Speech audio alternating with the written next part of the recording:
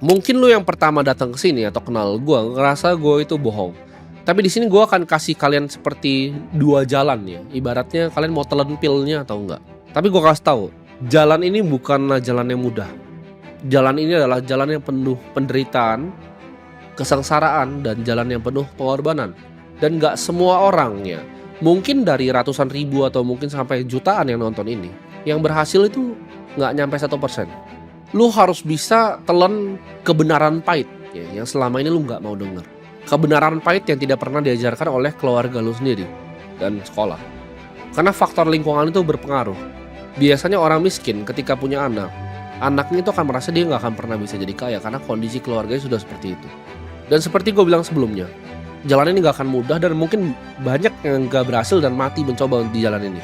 Tapi di sini gue kasih tahu kalian, di ujung jalan ini, kalau kalian sampai pilih jalan ini, itu ada kekayaan lebih dari yang kalian pernah bisa bayangkan. Lebih dari yang bisa kalian pakai, dan itu akan memberikan kalian kebebasan untuk kalian pengen berada di mana. Karena uang tuh fungsinya sebenarnya untuk apa sih? Untuk lu nggak pernah harus bangun kalau lu nggak mau bangun. Untuk lu harus nggak pernah ketemu orang kalau lu nggak mau ketemu orang. Supaya jadwal lu itu kosong.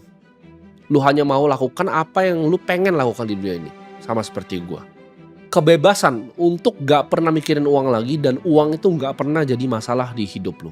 Ini video gue terinspirasi dari buku gue sendiri yang gue tulis ya 10 tahun lalu. Gue tulis di situ dimana uang itu gue nggak pengen uang tuh jadi masalah lagi di hidup lu. Dan gue waktu itu pernah tulis target gue di situ masih ada bukunya sampai sekarang.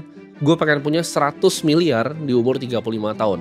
Karena gue mencapai itu ternyata jauh lebih mudah. Dan gue berjanji di buku itu, kalau sampai gue capai tujuan gue itu, gue akan bantu sharing ke orang lain apa yang gue pelajari dan gue akan sharing isi buku itu di sini.